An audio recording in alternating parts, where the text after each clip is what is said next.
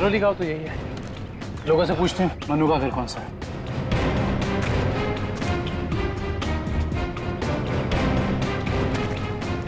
भाई साहब, ये रास्ता मनु के घर की तरफ जाता है। मनु साहब, वो रहा मनु।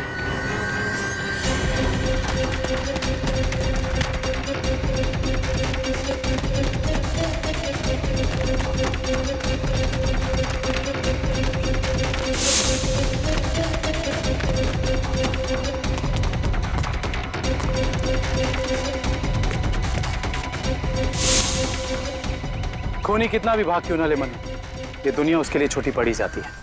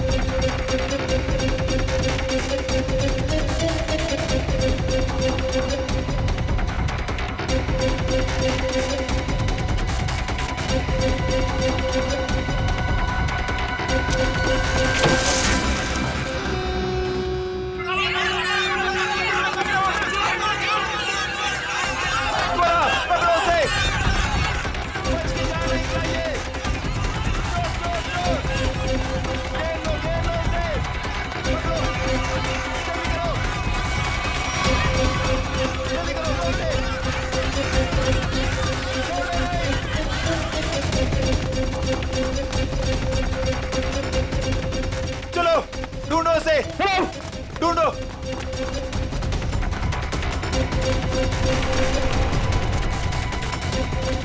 मिला क्या चोर? नहीं मिला। मिला? नहीं मिला। ढूंढो उसे, बच के निकलना नहीं चाहिए हमारी शोर से। हाँ चलो चलो चलो।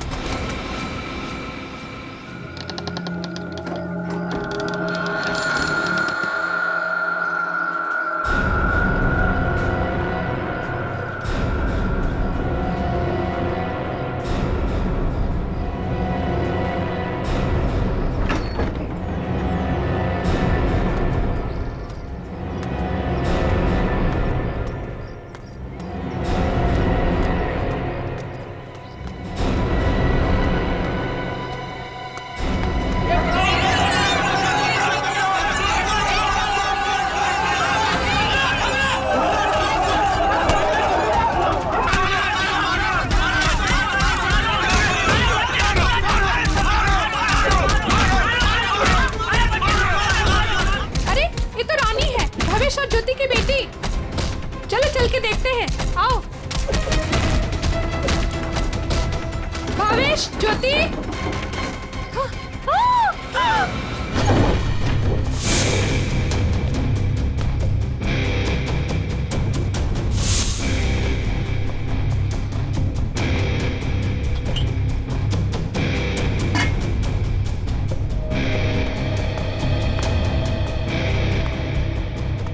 तुमने इन दोनों का खून किया और बच्चा लेके भाग रहे थे ऐसे? साहब, मैंने इनका खून नहीं किया, मुझे गन भी चलाने नहीं आती। मैं 2 दिन से भूखा था साहब। सुबह एक घर से खाना चुराया था, लेकिन भीड़ मेरे पीछे पड़ गई, तो भीड़ से बचने के लिए इस घर में छुप गया था साहब। इसकी तलाशी ली? हाँ सर, मगर गन नहीं मिली।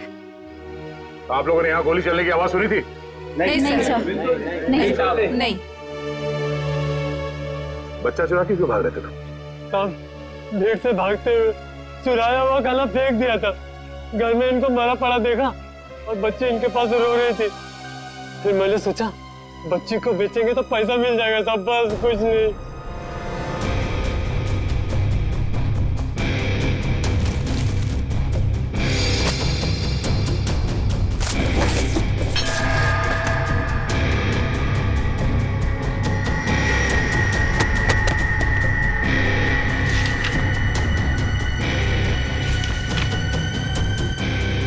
साहब, ये झूठ बोल रहा है, इसी ने खून किया है। इसे हमारे हवाले कर दीजिए, हम इसे सबक सिखाएंगे। हमारे हवाले कर दीजिए, हम इसे सबक सिखाएंगे। नहीं साहब, नहीं, ये लोग मुझे मार डालेंगे साहब। नहीं, मुझे माफ कर दो साहब। तुमने बच्चा चुराने की जो गलत हरकत की है ना, इसकी सजा तो यही है कि मैं तुम्हें इन लोगों को, मगर मैं ऐसा नहीं करूंगा। कोई इसे हाथ नहीं लगाएगा। इसकी एक ही सजा इसे कानून देगा। आने के कुछ मिला? ऋषि नाम के एक बच्चे का मेडिकल रिपोर्ट मिला है, तबीयत काफी खराब है। ऋषि? हाँ सर, 10 साल का है।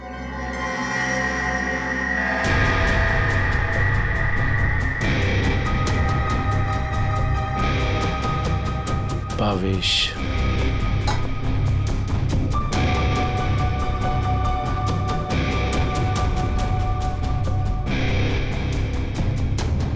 सर। हाँ रोशन। सर, ये 3 चाय के कप मिले। इसमें से 2 कप भावेश और ज्योति के हो सकते हैं और ये तीसरा कप किसी मन्नू का हो सकता है, क्योंकि ये जो टिफिन है इस पे भावेश का नाम लिखा है, लेकिन इस टिफिन पे मन्नू का नाम लिखा है। मन्नू? बच्चे को रोने क्या?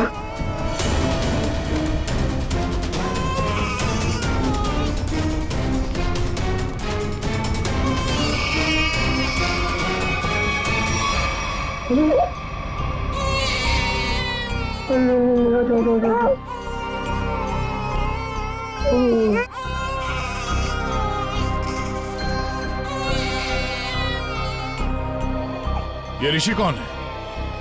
भावेश और ज्योति का बड़ा बेटा है सर। कितने बच्चे हैं उनके? सर भावेश और ज्योति के 2 बच्चे हैं। ऋषि 10 साल का बेटा जो हॉस्पिटल में भर्ती है, और ये बेटी रानी। सिर्फ 2 बच्चे? हाँ सर, क्यों? तो फिर ये बच्चा किसका है?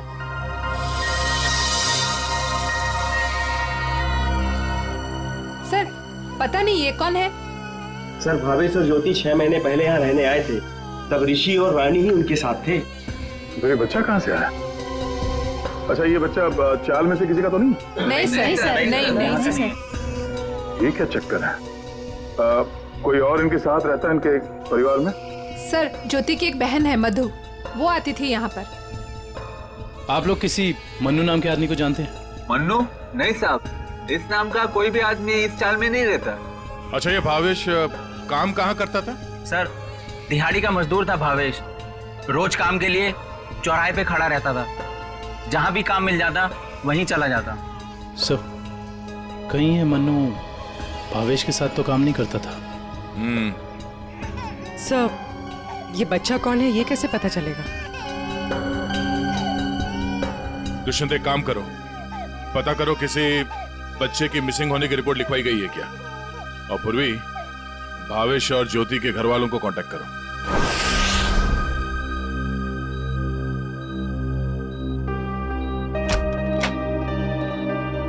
डॉक्टर साहब, हम सीआईडी से। Hello sir. हेलो, ऋषि यही है? हाँ सर यही है। क्या हुआ सर? हम लोग इससे बात कर सकते हैं? नहीं सर, ये बात करने की हालत में नहीं है। ऐसा क्या हुआ इस बच्चे को? सर इसे किडनी की प्रॉब्लम है। क्या बात है सर, आप लोग यहाँ कोई प्रॉब्लम? एक्चुअली ऋषि के माँ बाप अब नहीं रहे। क्या? माय गॉड, इसलिए इसके इलाज के लिए आज कोई रकम जमा करने नहीं आया। क्या मतलब? इलाज के लिए रकम? हाँ सर, एक्चुअली ऋषि का आज एक ऑपरेशन होने वाला था। इसके घर वाले आज 10 लाख रुपए जमा करने वाले थे। 10 लाख? ये वो लोग 10 लाख रुपए कैसे जमा कर पाते हैं? सर देखिए, 1 महीना पहले भी ऋषि का ऑपरेशन हो चुका था, तो तब भी उन्होंने 10 लाख रुपए जमा कर दिए थे। क्या? और सर इस ऑपरेशन के लिए भी उन्होंने पैसों का इंतजाम कर दिया था। मैं उन्हीं का वेट कर रहा था। सर आज मुझे इसे किसी भी हालत में ऑपरेशन करना पड़ेगा, वरना इसकी जान को खतरा है सर। डॉक्टर साहब, आप ही ऑपरेशन शुरू करिए, पैसों का इंतजाम हम लोग करेंगे। ठीक है सर, आप कहते हैं तो हम ऑपरेशन शुरू कर देते हैं। Okay sir.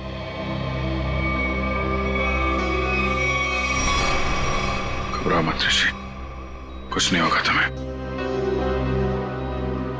सर एक बात समझ में नहीं आई कि भावेश के पास इतने सारे पैसे आए कहां से? वही तो। 20 लाख। अगर 20 लाख उनके पास थे तो बाकी के 10 लाख कहाँ गए? घर पे तो पैसे मिले नहीं। वो जा बेटा, क्यों इतना रो रही है? किसने तेरे को परेशान किया? अरे बेटा प्लीज रोना बंद हो जा प्लीज। देख अगर तू रोना बंद नहीं करेगी ना तो फिर मैं रोना चालू हो जाऊंगा।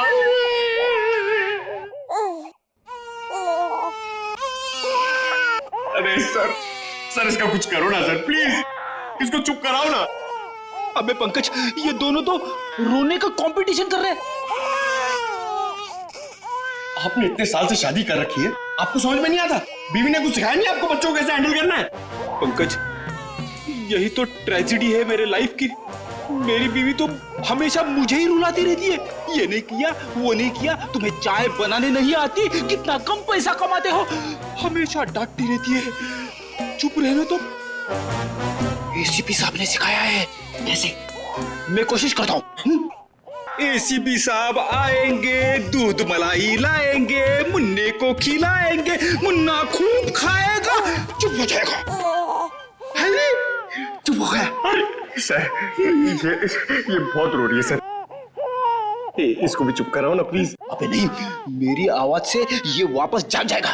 तू एक काम कर, उस कोने में जा, एसीपी साहब का नाम लेके और कुछ भी गा ले। क्या गाँव मेरे समझ में नहीं आ रहा है। हाँ। गांव से 20-20 कोस दूर जब भी कोई बच्चा रोता है तो माँ कहती है बेटा सो जा वरना एसीपी सर आ जाएंगे।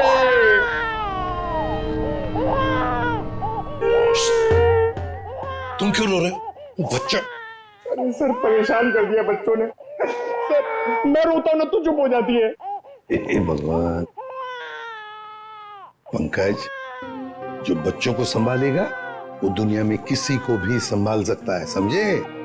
फ्रेडी को देखो। सर ऋषि के इलाज के लिए हमारे डिपार्टमेंट के जितने भी ऑफिसर हैं, सबने मदद करने के लिए बोला है सर। पैसे इकट्ठे हो जाएंगे। 10 लाख तो यूं इकट्ठे हो जाएंगे फिर।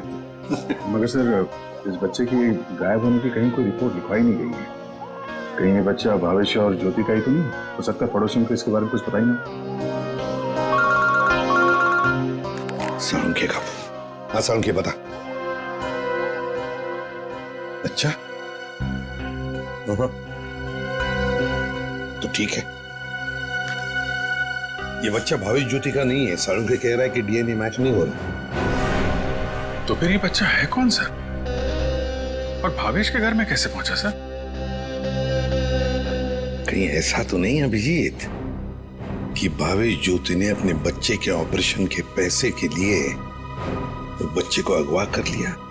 सर पता करना पड़ेगा कि ये बच्चा कौन से हॉस्पिटल में पैदा हुआ है, वहां से शायद इसके माँ बाप के बारे में कुछ पता कर सकते हैं।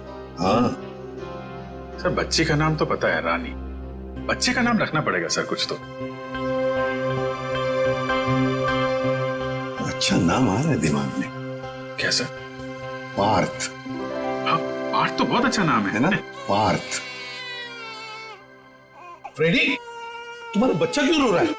अरे सर, आपने इसका नाम लिया और ये रो पड़ा। मैंने इसे कहा था कि आप दूध मलाई लाएंगे। दूध मलाई? अब मेरे लिए नहीं सर, इसके लिए। रेडी सर, मैं ले आई। अरे पूर्वी, अच्छा किया तुमने। बच्चे को गोद में खिला खिला के मेरे पसीने छूट गए। लाइए मैं देखती हूँ।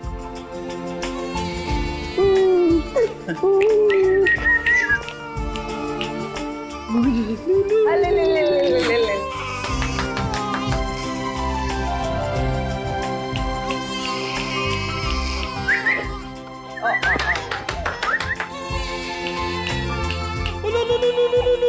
सर,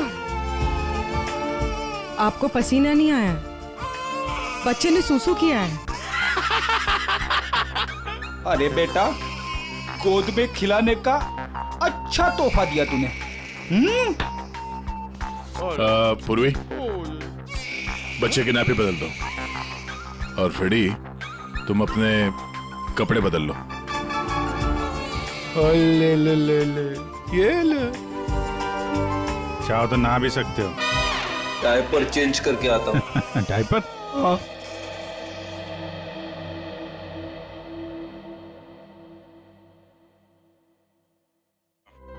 सात 7,946 बच्चे पैदा हुए थे, जिसमें से 3,902 बच्चे तो लड़के हैं सर। और उनके परिवार वाले? सर सारे बच्चे परिवार वालों के साथ हैं, सिवाय एक बच्चे के। वो क्यों? सर एक पिछले महीने उस बच्चे के माता पिता कार एक्सीडेंट में मारे गए। उसकी दादी थी, उसका भी कुछ पता नहीं चल रहा है, और बच्चा भी गायब है। बच्चा भी गायब है, दादी भी गायब है। अभिजीत, कहीं ये हमारा ये बच्चा तो नहीं है? उस दादी का पोता? पता लगाना पड़ेगा इस दादी का, कहाँ है, किस हालत में है ये दादी।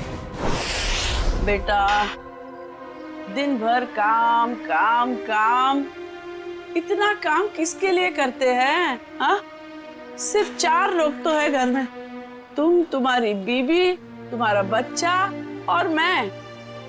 और भगवान की दया से बहुत कुछ है हमारे पास।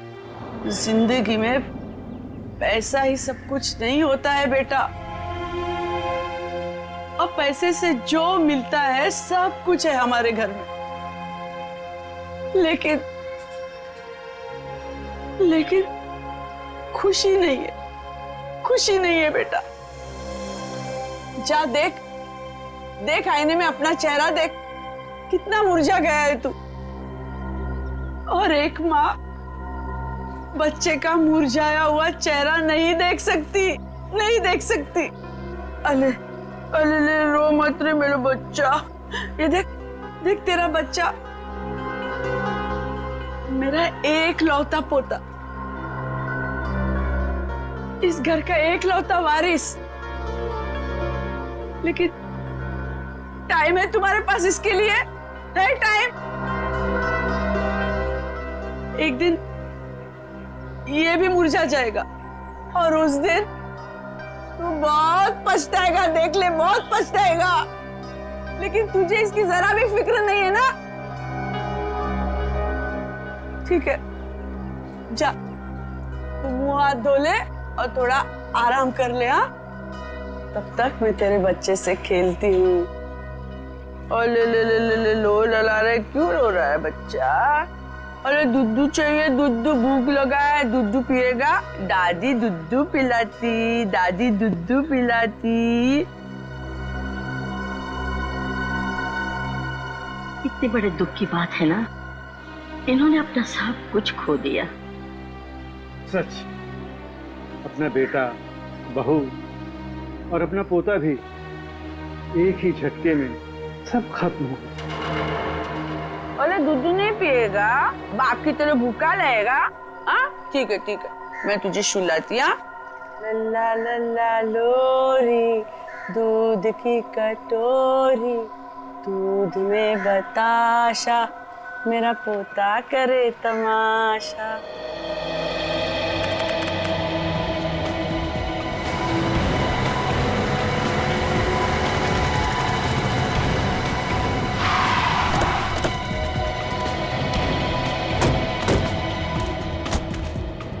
सारोली गाँव तो यही है। लोगों से पूछते हैं मनु का घर कौन सा है।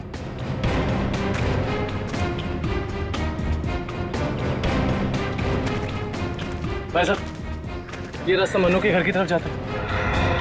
मनु साहब, वो रहा मनु।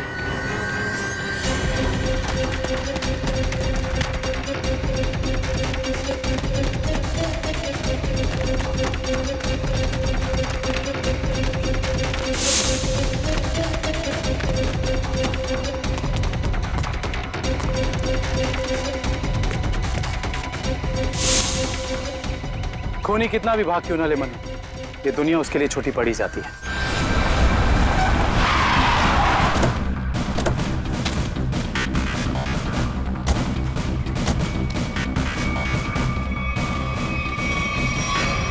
आइए सर, सावित्री देवी की दिमागी हालत बहुत खराब है। वो हमेशा खोई रहती है, कभी तो खूब हंसती है और कभी चिल्ला चिल्ला कर रोने लगती है। डॉक्टर्स को दिखाया? दिखाया सर, डॉक्टर ने कहा कि उन्हें कोई बहुत बड़ा सदमा पहुंचा है। आइए सर, आइए।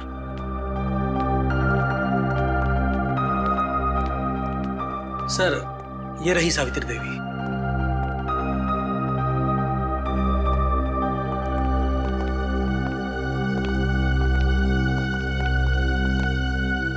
सावित्री जी,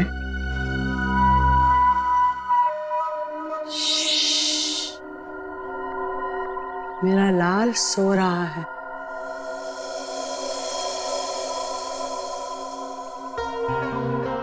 मेरे से बात करना। वैसे आप कैसी हैं? मैं अच्छी हूँ, भली चंगी हूँ, लेकिन तू कौन हो भाई? हम लोग आपके दोस्त हैं। मेरे दोस्त? तुम कब से मेरे दोस्त बने? हाँ, अब अभी आपको देखा और दोस्ती हो गई। सच्ची? और ये सब कौन है? जी, हम सब भी आपके दोस्त हैं। बहुत अच्छा। सावित्री जी, आपसे कुछ जरूरी बात करनी थी। थोड़ा ये यहाँ तो ये सो रहा है ना, डिस्टर्ब होगा, इधर आ सकते हैं?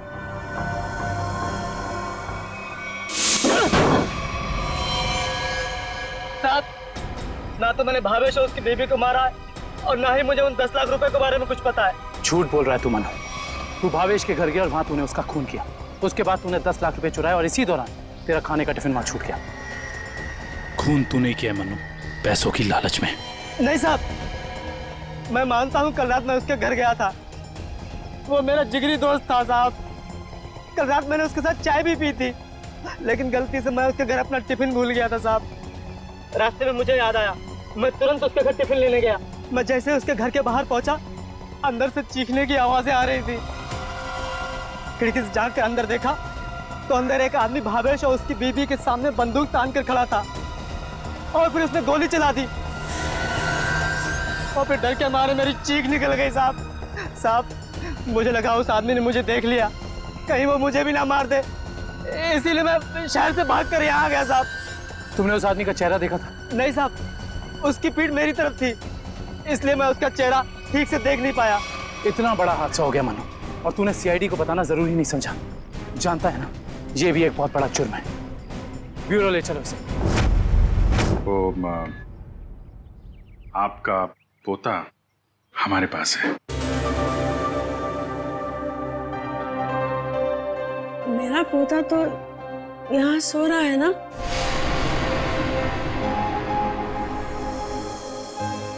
झूठी खबर।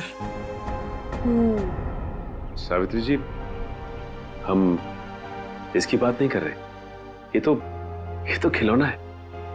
आपके असली पोते की बात कर रहे हैं। जी हाँ, आपके बेटे का बेटा। याद है आपको?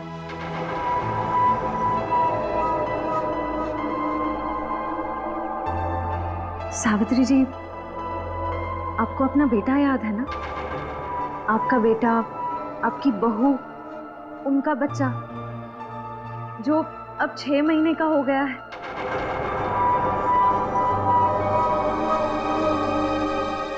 याद आया?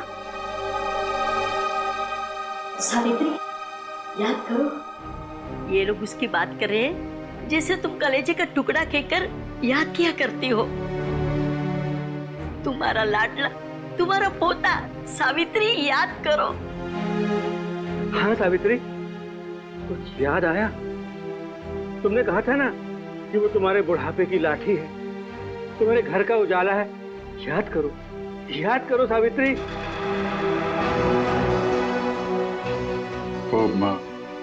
वो हमारे पास है।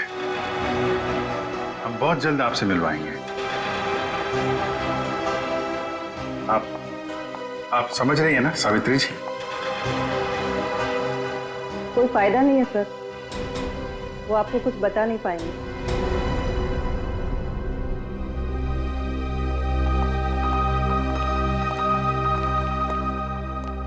देखिए, हमारा ये जानना बहुत जरूरी है कि सावित्री जी के साथ ऐसा क्यों हुआ और इनके पोते का क्या हुआ? उसको तो शायद अगवा कर लिया गया था। इनसे 20 लाख रुपए भी मांगे गए थे, लेकिन इनके परिवार में तो कोई भी नहीं है। इनके बहू और बेटे की दोनों की एक एक्सीडेंट में मौत हो चुकी है। घर भी बिक चुका है। ये खुद इस सदमे से अभी तक बाहर नहीं निकली है। बहुत बुरा हाल है इनका। Thank you very much.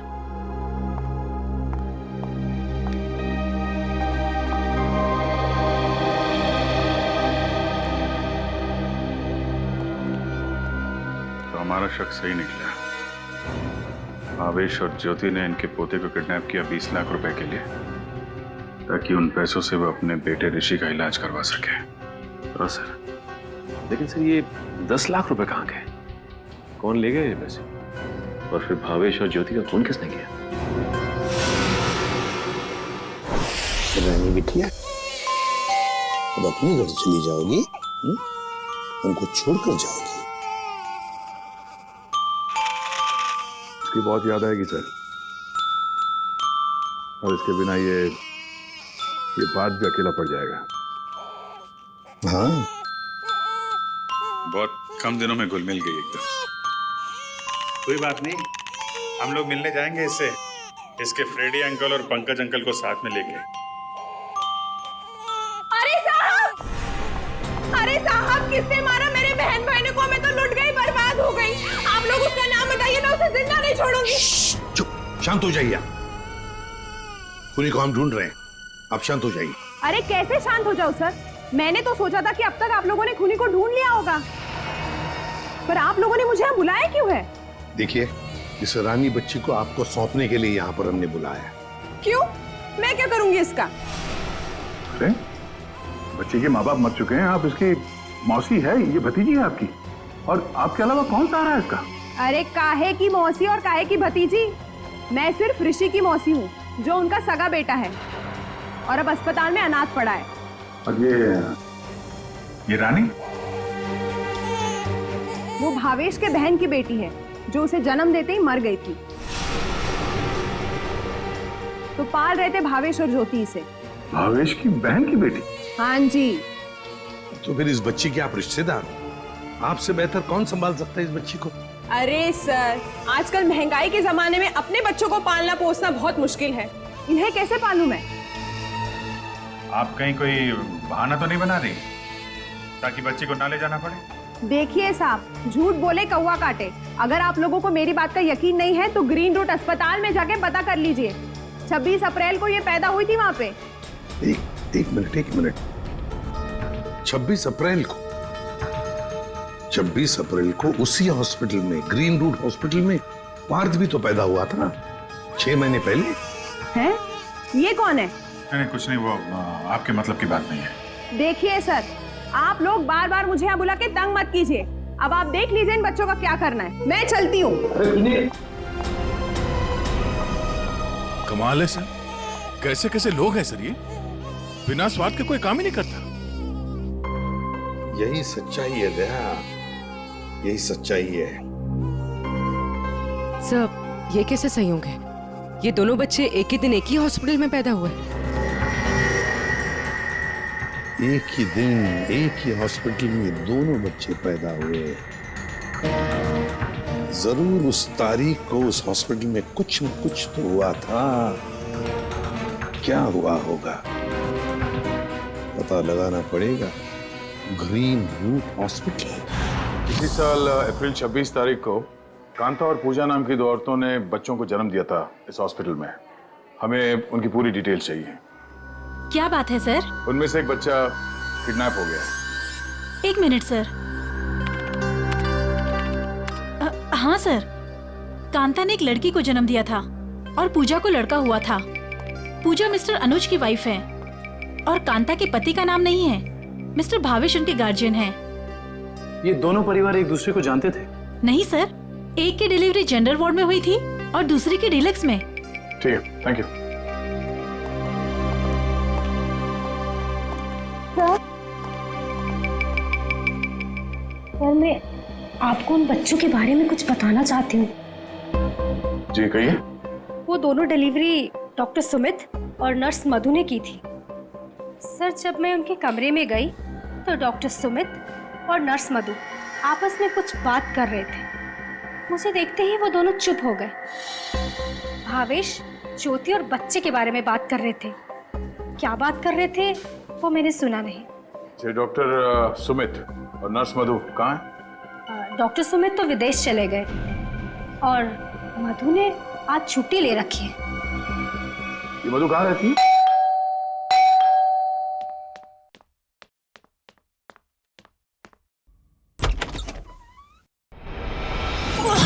कौन हो तुम?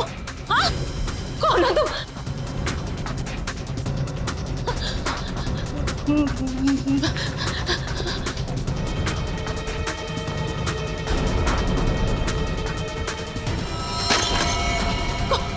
कौन हो तुम?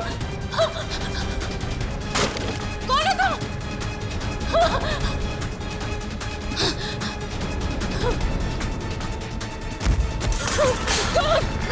कौन हो तुम? बचा,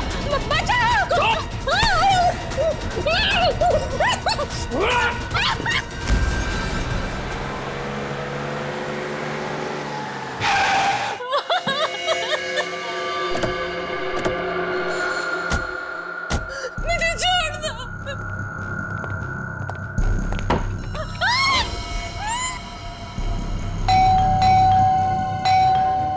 बस दरवाजा क्यों नहीं खोल रही है?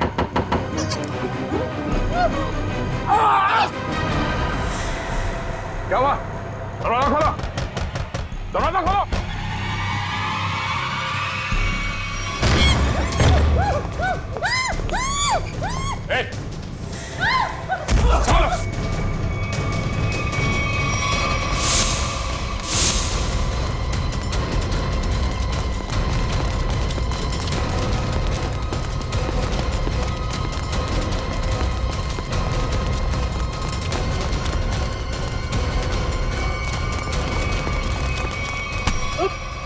बस बस।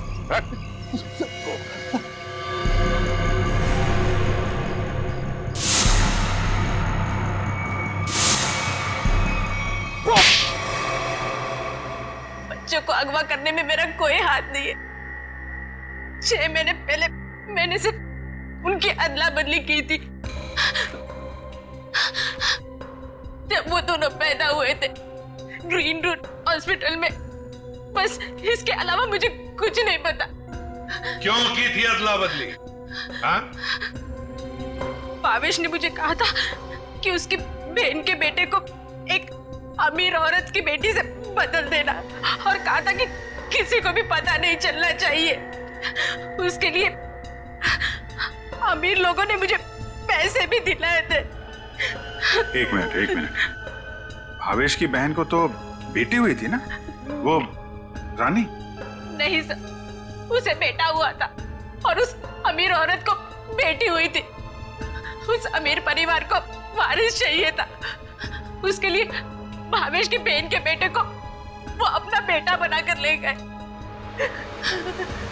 भावेश की बहन मर गई और भावेश अमीर घर की बेटी को अपने साथ ले गया? जी सर। अमीर घर के लोगों को चाहिए था वारिस, एक लड़का, और भावेश को अपने बेटे ऋषि का इलाज करने के लिए चाहिए था पैसा, 20 लाख रुपए। दोनों ने बच्चों की अदला बदली की और अपना स्वार्थ पूरा कर लिया। और ये धनीराम, इससे क्या दुश्मनी है तुम्हारी? पता नहीं सर, मैं तो इसे जानती भी नहीं। क्यों धनीराम? भावेश और ज्योति को मार के उनके 10 लाख रुपए लूट लिए तुमने। अब इससे क्या चाहते हो? हा?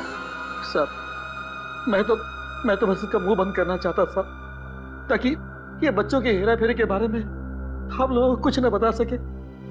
क्यों? सर, मैं उस अमीर परिवार के घर में नौकरी करता था सर। उनकी मौत के बाद भावेश की बहन का बेटा मेरे पास आ गया सर। मैं उस बच्चे को लेकर भावेश के पास गया ताकि बच्चा उसे लौटा दूं और उसे 20 लाख रुपए ले लूं साहब। लेकिन साहब वो भावेश बच्चा लेने को तैयार ही नहीं था साहब, और ना ही मुझे 20 लाख रुपए देना चाहता था। बल्कि वो दोनों पति पत्नी मुझे धमकी देने लगे, कहने लगे कि हम सारी सच्चाई पूरी दुनिया को बता देंगे बस मजबूरी में मैंने साहब। तुमने उन दोनों का खून कर दिया, फिर बच्चे को वहां घर पे छोड़ा और घर पे रखे हुए 10 लाख रुपए उड़ा लिया। कहाँ है वो पैसे? अब मैंने तो बस नमक का हक अदा किया साहब, मेरे पास पैसे नहीं है साहब, मेरे पास नहीं है पैसे। धनीराम, अमीर जोड़ा तो मर गया, अब और किसका नमक खाया तुमने? हाँ? किससे दिए पैसे?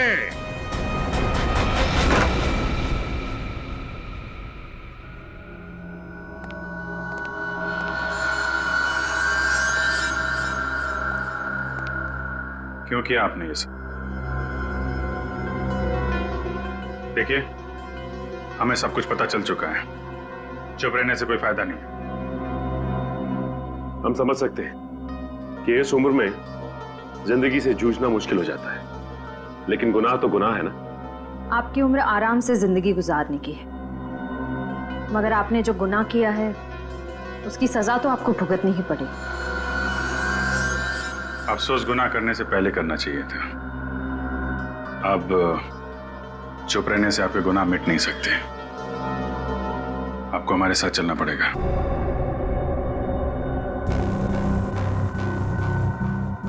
देखिए, हमें जोर जबरदस्ती करने पर मजबूर मत कीजिए। हम सिर्फ आपकी उम्र का लिहाज कर रहे हैं, वरना मुजरिमों से निपटना हमें खूब आता है। श्रेया, सावित्री जी, सावित्री जी,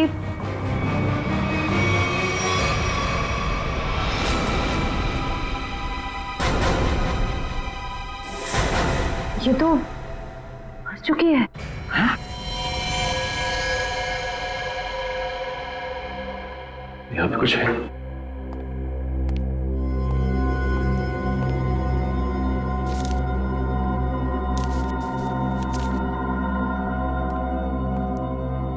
ये देखिए सर, सावित्री जी के हाथ का लिखा लेटर। मैं मुजरिम हूं, ये सब मैंने किया है। एक्सीडेंट में मेरे बेटे और बहू की मौत के बाद मेरा सब कुछ खत्म हो गया। बेटे के लेनदार मेरे पीछे पड़ गए और सब कुछ नीलाम करने के बाद भी मैं उनके कर्जे नहीं चुका सकती थी। इसलिए मैंने धनीराम को भावेश के घर में भेजा कि वो अपनी बहन का बेटा वापस ले ले और जो 20 लाख रुपए मैंने दिए थे वो मुझे लौटा दे। लेकिन भावेश ने मना कर दिया और गुस्से में धनीराम ने उनका खून कर दिया। ये सब मैंने वारिस के चक्कर में किया था। अपनी पोती को देके बेटा चाहती थी मैं। ये मेरी सबसे बड़ी भूल थी। बेटी हो या बेटा, कोई फर्क नहीं पड़ता, दोनों भगवान की देन है। मैं ऐसी शर्मनाक जिंदगी नहीं जी सकती, इसलिए मैं खुदकुशी कर रही हूं। हो सके तो मुझे माफ कर देना सावित्री।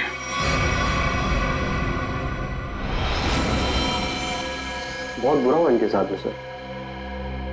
दुनिया में बहुत लोगों के साथ बुरा होता है विक्रम, लेकिन इसका यह मतलब नहीं कि लोग गुनाह के रास्ते पे चल निकले। और आत्महत्या, ये तो सबसे बड़ा गुनाह है।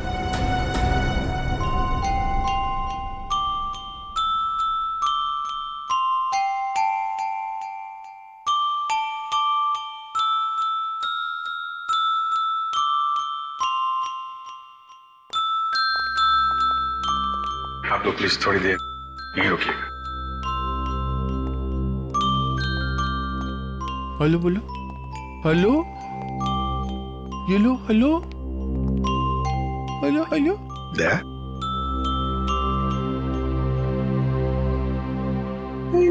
क्या वो एनजीओ वाले आ गए हैं बच्ची को? सर, मेरी एक रिक्वेस्ट थी सर।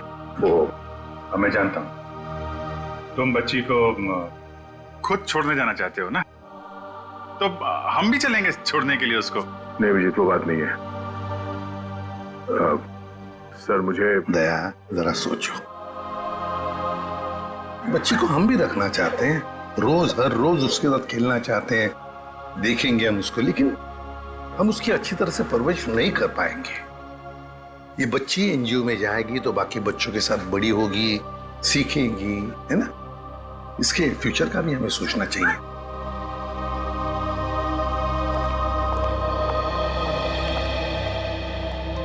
सर आप चिंता मत कीजिए, हम आपसे प्रॉमिस करते हैं कि हम बच्चों का पूरा ख्याल रखेंगे। अब आप इन्हें हमें सौंप दीजिए। जी। दया, पुष्पा, संगीता, बच्चों को ले आओ।